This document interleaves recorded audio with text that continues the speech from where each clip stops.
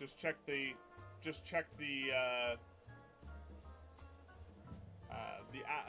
the users list, and I see you. I see you there.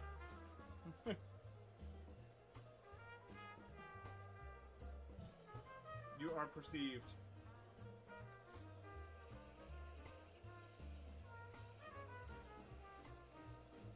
No, not Franco. Thing is not always the easy part to balance for. Like, for instance, one of my players, they have a character who's a sorcerer, which basically means to be viable, they largely should probably have Fireball, right? They're a forest fae. They're a fairy.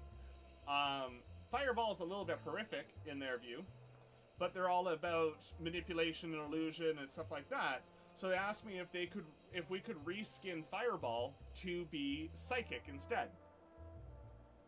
And there was, so there was the question of like, can we make it a different damage type? Because doing fire damage isn't really what my character would do. And to, I can't remember which way it went first, but basically at the end of the day, the joke was that it was a character, Mas Ombrou, very much homebrew, and our goal became trying to get them to say Ombrou on stream, and we actually managed to make them do it, which was phenomenal and hilarious because they were not a very nice person.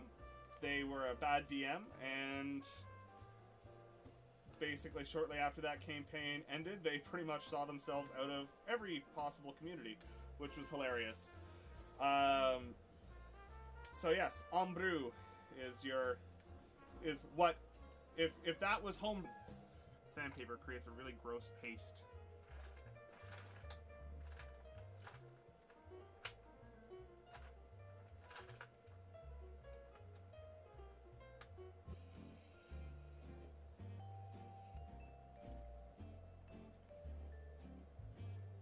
And there's not even really tournaments in D&D. Like there's Adventurers League play, but that's not even really tournament. That's just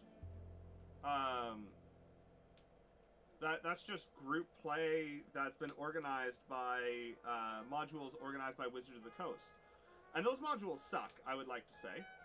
They're terrible, and I never want to run one or play in one. But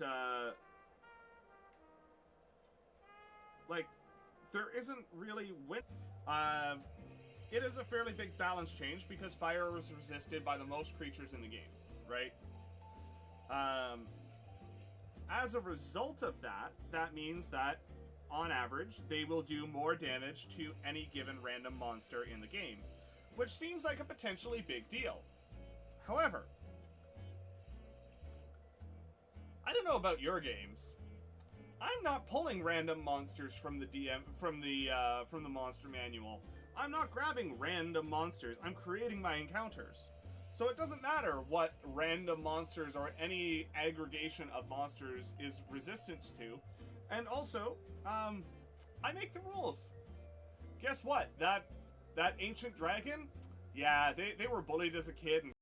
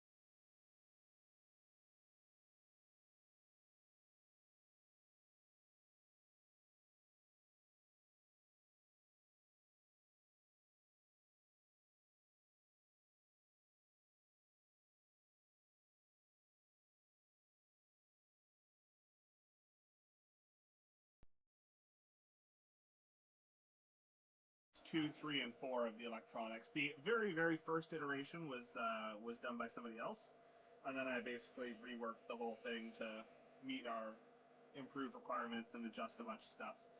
But I was told, hey, when the battery dies on this thing, you've got this LED over here blinking, you know, a current status, but it's reporting a different status than the low battery, which was true. And they identified, like, hey, this is still blinking green while the battery is dead.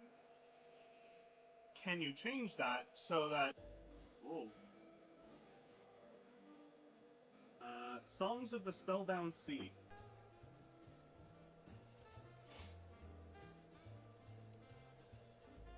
Yeah, I backed a module called Songs of the Spellbound Sea, which is super interesting, and is largely, go figure, based around piracy and pirates, and pirate crews and the like. What's my favorite piece of homebrew to date? Great question.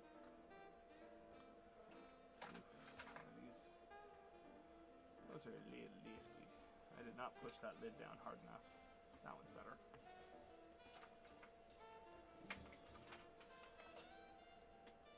Favorite piece of homebrew to date? To get it.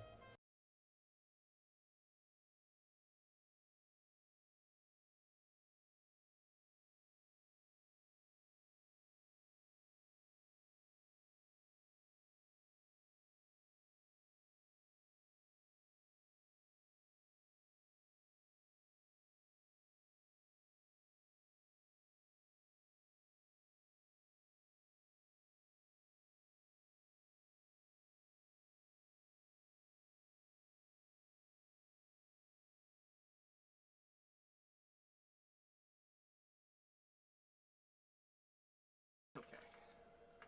We will get there.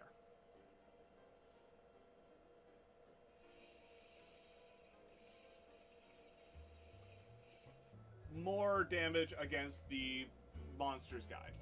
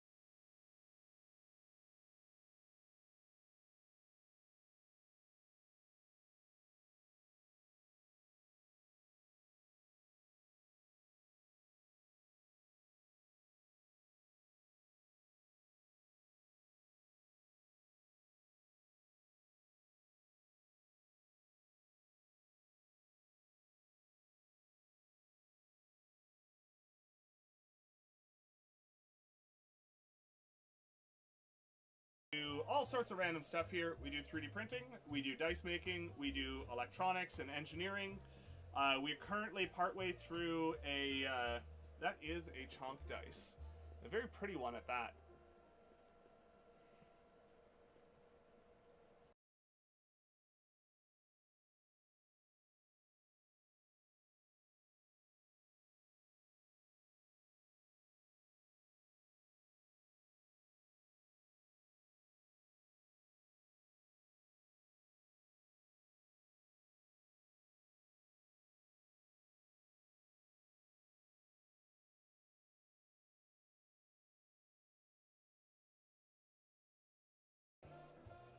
So outside of this, our current... The problem is they can oftentimes feel a little lackluster, and they forget that, you know, you're playing a game, something that's supposed to be fun and enjoyable for you and everybody else.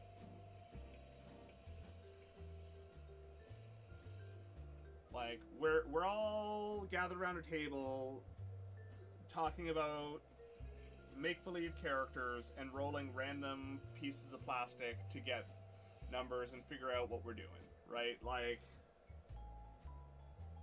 it's not a big deal. Really isn't. And it shouldn't be. The DM was not very good. They didn't really know what they were doing. And they just had the book open and were reading from it. And you could tell that they never actually read the module ahead of time. Because they also had a reading voice when you could tell that they were very clearly reading out of the book. And we made a point of saying, like, oh, hey, you know, like, because they claimed that, you know, oh, the players do whatever they want and things go crazy and everything like that. And we're like, yeah, but dude, you've been playing this, like, by the book. It's like, oh, no. I've homebrewed the shit out of this campaign. They're like, you do realize we have the book open in front of us, right? Oh, well, and had a revolver that they weren't proficient in. That sounds super fun. We just recently fought a big boss in our Wild Beyond the Witchlight campaign, which was a lot of fun as well. And the party really did a fantastic job of divide and conquer, where my player spent the entire time destroying the equipment that was making them powerful. Carrot's character got in melee and just tied them up. And they kept summoning minions, and everybody else was like, no, I don't think you're allowed to have minions. And the DM after the fact is like, I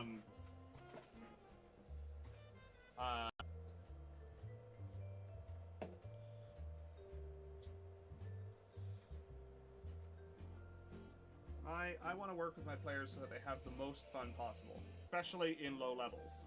And given that this is a fairly low-level campaign, we're like 2 years into it, and we just hit level 7.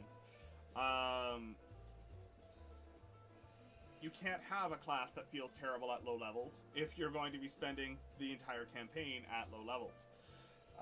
So we changed it, and it basically is like a wild magic monk that is built around the idea of protecting their friends. And it is fantastic. And it has been a lot of fun to revisit and go after. Explain Ombrou. In how much detail, Carrot? I mean, realistically, it's not like the parties involved are watching this stream, so I could probably actually be a little bit more specific.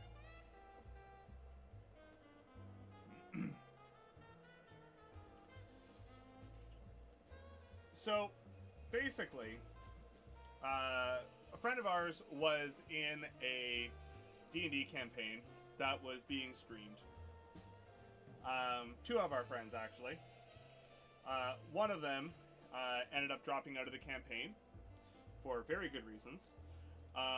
But the other hung around, and it was a painfully bad campaign. Well, I guess that means that you you FK for 5 minutes and missed a bonk. Follow the Franco. Welcome in, Franco. Good to see you. But basically, they were talking about how, you know, they homebrewed the shit out of this game, and we laughed at the fact that no, you haven't. You haven't changed anything. And it became one of those things that was a bit of a meme, right? Is, you know, you got homebrew, and then that ended up turning into thick skin. They don't really care much about psychic damage. Like, it doesn't matter. And people get really weird about some of this stuff.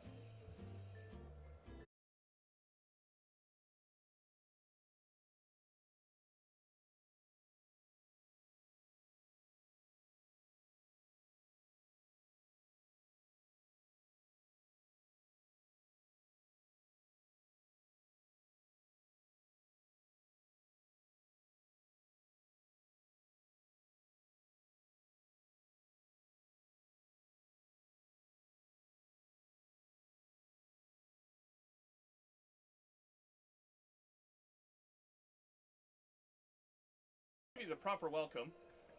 I'm Mothman, otherwise known as... they were like, yeah, pretty much all of their powers required minions, hirelings, whatever. All of their stuff was like stage directions, directing other people to do stuff. But none of them actually lived long enough to do anything because they had to rush up the stairs to get into the room. At which point, that was going to be the end of their turn. And then we started pulling some really crazy stuff to be like, okay, so some AoE stuff? AoE? Yeah, great, awesome, lovely. And just absolutely destroyed them. So the DM had a rough time that one, but that was fun for us.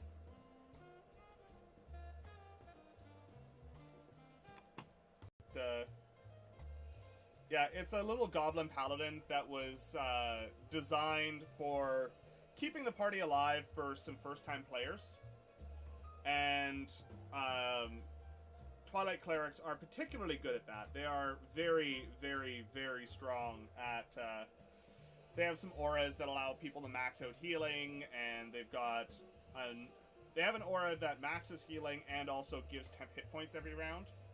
And that's a passive thing that doesn't need to be re-upped or anything, so it's a pretty strong piece overall. Yeah, and then Carrot kept running away, which is fine. Whatever. But, yeah, they were as it's a little overwhelming, and people don't know what to look at. Partially because it means that our next dice drop, we're prepping the dice drop after the one we're currently working on, generally. And partly because if we split it up into multiple dice drops, we get more attention on the page instead of one really big dice drop that people vaguely look at. So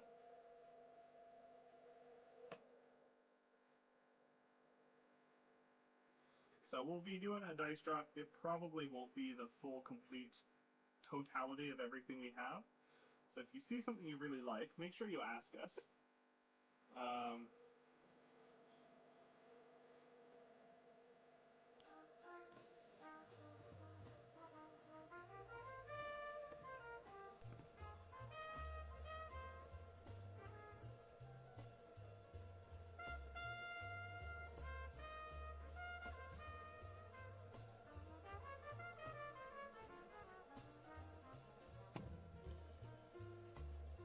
Absolutely, head off, take a nap, no worries at all.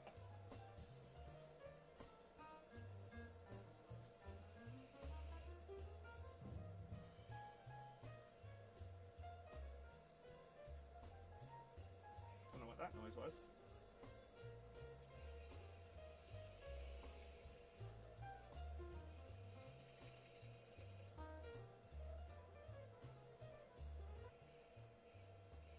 Yeah, I need to, like, I think right now it's like 2 millimeters deep, and I need it to be like a 1/4 millimeter deep.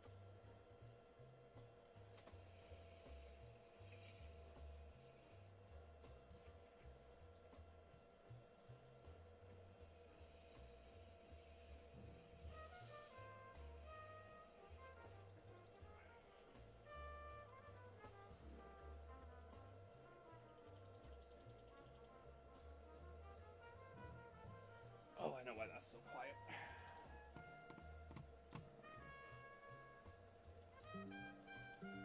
No. Weird.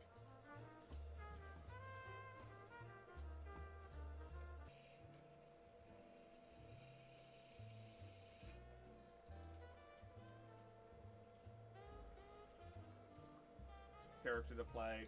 Because one of my big things I always maintain is if you're running a new game, running a game for new players, you never want your players to feel like they can't be ridiculous.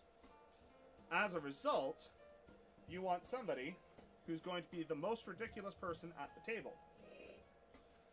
And it gives everybody else the permission to be silly.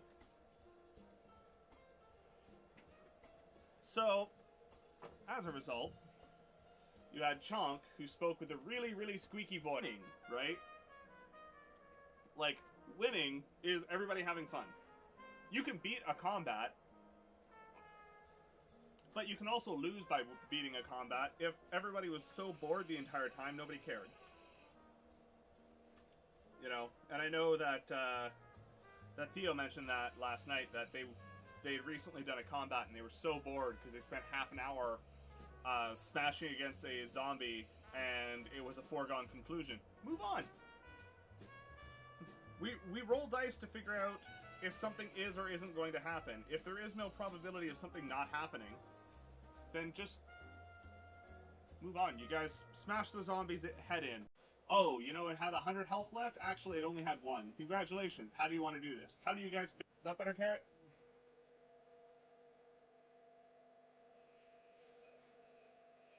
I'm not surprised the music was a bit loud. I'd actually turn it up a bit so I could hear it, but...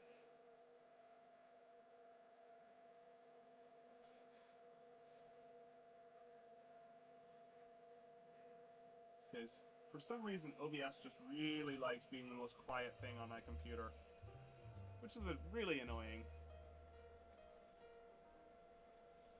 It basically means that if I want to be able to hear anything in OBS, I have to have my sounds turned right up, and then if anything outside of OBS plays, then I get my ears blown out. Which is always fun.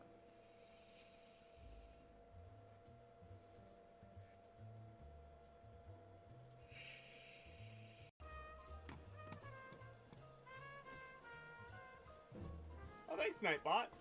Really appreciate that. Good job.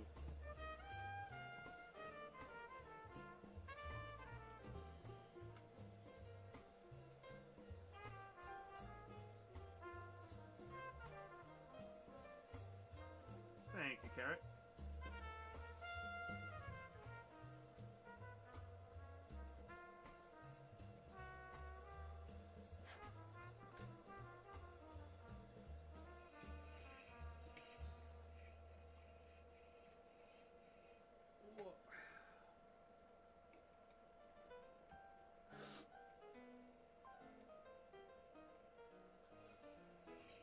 At a lovely...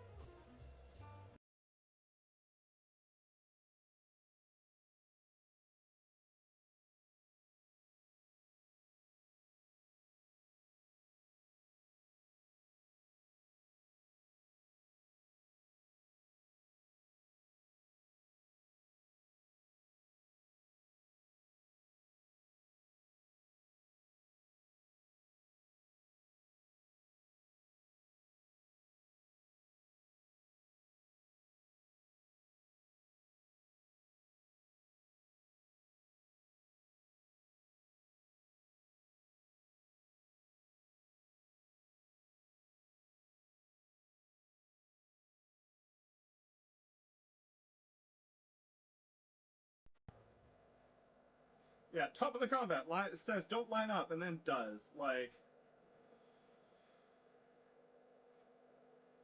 You know, because it's not like they were worried about metagaming in that aspect of, like... But, you know, I don't think it's a terribly difficult thing to assume that a dragon's going to have some kind of line attack. I will say, Kenny told me about when he ran a Shardland Dragon for his party, and I actually thought it was really interesting, because basically, they were beating the snot out of the dragon, having a good fight, and he basically went, you guys are a little over-leveled for this, so I want to see what this actually looks like. And he had the dragon take off at a little win today, which was we're getting ready to ship a new product that I did the firmware and version. No, I appreciate the heads up. Always good to know.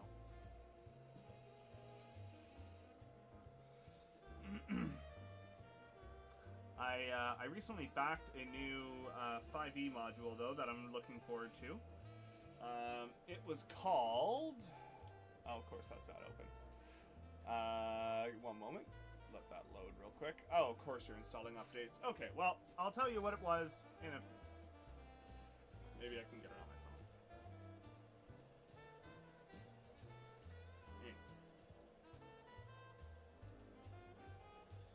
doesn't, because like I don't want to see that green because people are going to look over and think that it's fine because it's flashing green. But you are absolutely correct. Like that is a very, very good point. But you know, you end up too close to a project, you put the blinders on, and like I hope, you know, like it's not the end of the world, but if it's not too big of a deal to change. And like 3-4 weeks ago, I had refactored my code base so that to change everything over to proper functions and all of that. So it ultimately became a 6-minute fix that now we just have to go through and reprogram all the units that are getting ready, which is annoying, but you know, not the end of the world. But I did laugh at something that 4 more of that one, and that'll bring us up to 6 total for that set. I have 16 of them, but some of them have really lifted faces, and I want to actually evaluate, and I would rather get some polish so Carrot could do some inking and exploring colors and the like.